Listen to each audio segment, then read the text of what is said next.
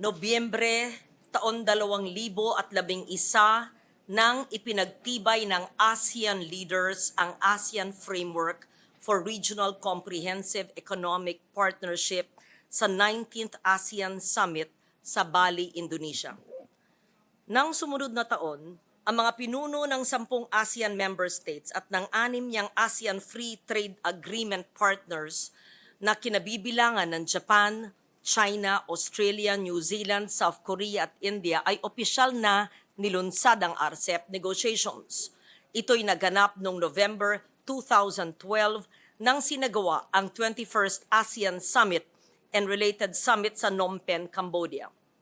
Sa loob ng 8 taon, ginanap ang masusing negosyasyon sa RCEP na pinamumunuan ng Department of Trade and Industry, dala-dala ang mga patnubay mula sa mga sektor na kinonsulta. There was a total of 28 full rounds of RCEP negotiations, 8 regular and 10 intersessional ministerial meetings that were convened over a period of 8 years. On top of these, there were 4 RCEP Leaders Summits held, wherein at the 4th RCEP Summit on November 15, 2020, the RCEP Agreement was signed. Ngayon, 12 taon matapos nilunsad ang RCEP, tinatanong pa din natin ang ating sarili, kailangan ba natin ito? RCEP's rich historical antecedents and claims on its benefits, on the other hand, begs the question, why not? I will be the first to argue, however, that a number of years spent in one study or the negotiations of international instruments such as the RCEP does not define the quality of a treaty. What defines a good treaty for each participating country are its principles, the goals that are given life through informed and carefully weighed commitments and vigorous capacity-building measures and safeguards to address the peculiar circumstances of each participating member economy, including the respective economic sectors that are struggling to deal with various forms of barriers that inhibit growth, barriers that hinder their participation in cross-border trade and global value chains. I have carefully weighed the risks of RCEP vis-a-vis the benefits that it will bring to our people. Let me underscore the following. Based on 2020 data, the RCEP Free Trade Area accounts for 29% of the world's trade, 29% of the world's GDP, 33% of global inward foreign direct investment, FDI, 47% of global outward FDI, and 2.3 billion population, or 29% of the world's population. We ask ourselves, can we actually afford to dismiss the opportunities offered by this regional market? The very sensitive agricultural products are excluded from our tariff commitments in RCEP. In fact, under RCEP, more agricultural tariff lines were excluded from tariff commitments compared to our commitments under the ASEAN Trade in Goods Agreement, or ATIGA, and the ASEAN +1 FTAs. Under RCEP, the Philippines only offered, as a Senate President so ably mentioned, 33 agricultural tariff lines, covering only 15 products for further liberalization, specifically for Australia, New Zealand, China, and South Korea, compared to the existing ASEAN +1 free trade agreements. This is only equivalent to 1.9% of the total agricultural tariff lines. Second, the global and regional markets are already open. Trade has been liberalized. We already have bilateral trade agreements and the ASEAN Free Trade Agreements. Whether we concur with the ratification of RCEP or not, the world has already evolved into a global marketplace with pockets of regional markets. RCEP is essentially a step towards ensuring that a rules-based, transparent, and conducive business environment is promoted to ensure sustainable and inclusive economic growth. Now, why would we not want to be a part of this. Third, RCEP offers better market access for key Philippine products such as preserved pineapples, coconut juice, papaya, durian, for markets like China, Korea, and Japan. It offers additional guaranteed market access for services in Australia, China, Japan, Korea, and New Zealand. Many of our production sectors need more markets, and they are clamoring for it. RCEP offers enhanced and stable rules to encourage investments and presents opportunities for our professionals and service providers in the RCEP region. RCEP offers opportunities for economic and technical cooperation in order to boost our competitiveness and build our comparative advantage in sectors with the greatest strength. Hindi po bulag ang Senado sa mga hinaing ng hanay ng ating mga magsasaka.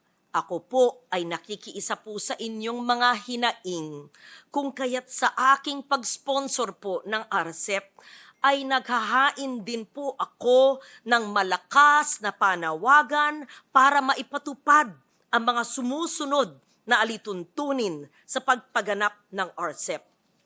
Una, sa ating mga namamahala sa Department of Trade, Department of Agriculture, Department of Science and Technology, Department of Budget and Management, Department of Agrarian Reform, Tariff Commission, Intellectual Property Office, National Economic Development Authority, other agencies, iba pang mga ahensya ng gobyerno, matutong makinig sa mga magsasaka at iba pang sektor ng ating ekonomiya. Promote inclusiveness, not just as an end goal, but also with the way we will achieve our goals. Matuto po tayong makipag-usap sa ating pinagsisilbihan. Buhayin po sana natin ang Anti-Smuggling Committee, ang Public-Private Agriculture Budget Monitoring Committee, at iba pang mga komite na magbibigay daan sa isang tunay at patuloy na dialogo at pakikipagtulungan sa hanay ng gobyerno at mga sektor ng produksyon. We need to strengthen public-private cooperation through joint consultative and monitoring mechanisms. This will enhance accountability, promote mutual learning, encourage best practices, and harness trust. Ikalawa, itaguyod ang transparency sa lahat ng kalakaran. If we want to optimize the benefits of global and regional trading systems offered not just by RCEP, but by other multilateral and bilateral trading systems, we need to make transparency among the cornerstones of transactions in government and with our trading partners. Share information that will allow our sectors to grow and be informed of the vast opportunities in the domestic, regional, and global marketplace. Gamitin ang datos para mapalaganap ang kahusayan sa ating produksyon. Ikatlo, reform and improve our programs, makipagsangguni sa mga sektor na layunin nating matulungan. Sino ba ang mas nakakaalam kung anong programa ang nararapat, kundi ang mga sektor na nais nating tulungan. Set targets and timeframes for our programs that are responsive to the needs of our farmers, our micro-enterprises, and other production sectors. Dapat lamang po may time frame at due date at lahat ng pinapangako nating programa. Wala pong forever at bawal ang walang katapusang paghihintay sa mga pinapangakong tulong sa ating mga farmers at mga sektor na nangangailangan ng tulong. Better MSME and agriculture sector access to finance, technical and infrastructure support, creating competitiveness in our sectors, harnessing the power of digital infrastructure and technologies, strengthening the supply chain connectivity, promoting a productive and efficient workforce, accelerating green growth, building resilient businesses, just to name a few, should be addressed by our programs.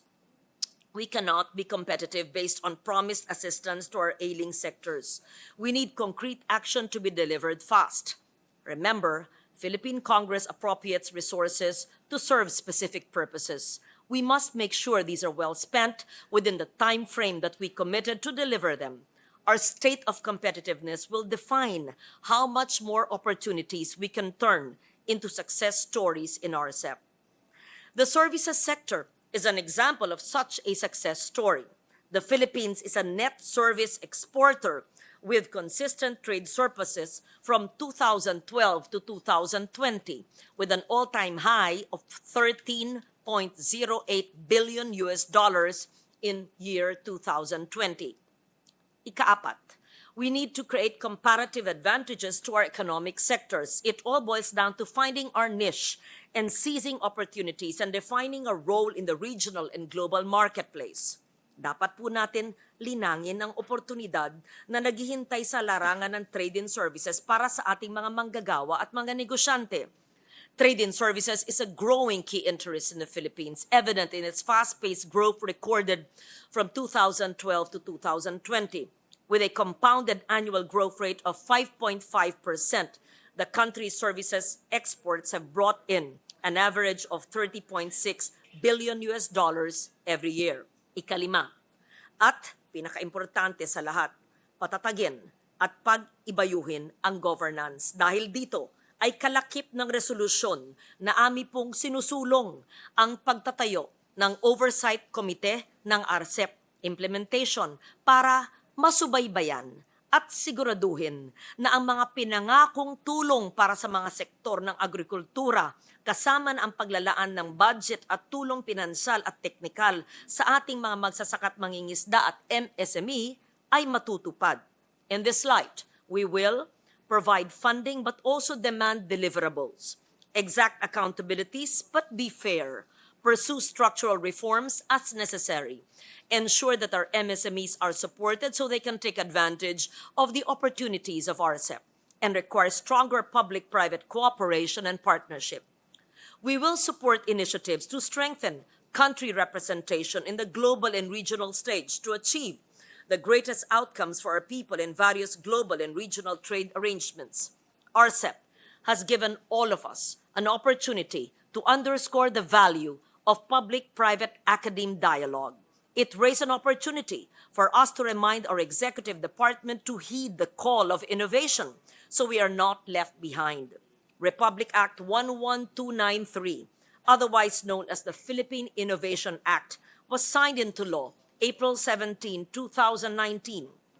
Nearly 4 years hence, we have yet to realize a whole-of-government collaboration that removes fragmentation in the country's innovation governance. I therefore call on NEDA, DTI, DA, and the IPO, the private sector, to take advantage of the policy mechanisms under the Philippine Innovation Act.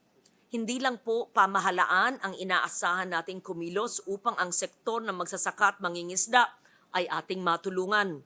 May mga sektor na tiyak nating makikinabang kung kaya't hindi lamang isang beses kundi 3 sa nakaraang taon hinihikayat tayo ng industriya at mga profesional na ratipikahan na ito. Kaya po, nananawagan po ako sa kanila. Sabay-sabay nating iangat ang sektor na nagpapakain sa atin. Isama ko sila sa pagbuo ng mekanismo para matiyak ang mga hakbang na kailangan para hindi na ulit maramdaman ng magsasaka na naisahan na naman sila. One example is a legal fund or a commitment to legal representation for when the commitments are not met or for when provisions of law are not complied with or mandates are not fulfilled. Another is to help them bridge capacity, innovate to produce the raw materials you need, assist with financial management.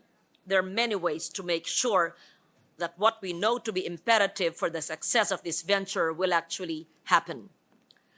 To my esteemed colleagues, fellow workers in government, and to the public we serve, my decision to lend support to the ratification of RCEP is premised on my conviction that an open, transparent, and predictable trade and investment environment generates new opportunities for everyone. The RCEP agreement, the instrument that binds us with the other participating countries, will help us achieve the right conditions to expand our markets for goods and services, create more jobs, build opportunities to strengthen the various economic sectors in ways that will make them more competitive, and more importantly, assist our MSMEs, having been the principal author in my second term, in participating in cross-border trade as well as in regional value chains. RCEP will help us deepen engagement, not just with other participating countries, but more so among various economic sectors in our society and with government. We cannot stand in isolation as we face this huge wave of global and regional economic integration. We need to build capacities and efficiencies to achieve competitiveness. Our benchmark for efficiencies and productivity should be leveled against the best in the world and in the region. We should not see RCEP as a mere agreement for setting rules for regulating trade and trade-related activities. RCEP, as in other global and regional trading agreements, will help our economic sectors push their performance. This will hopefully benefit our consumers. The end goal, however, is for the various areas of production to find a niche that will allow them to be a part of the global and regional value chain. Aking hiling ng mga alituntunin na ating pong binanggit kanina ay tanggapin bilang parte ng ating hinahaing resolusyon na ating ipapasa. Ang mga ito po ay binuo po natin matapos ang masusing konsultasyon sa mga iba't ibang sektor. My colleagues, I invite all of you to join me in supporting and concurring in the ratification of the RCEP agreement. Maraming salamat po.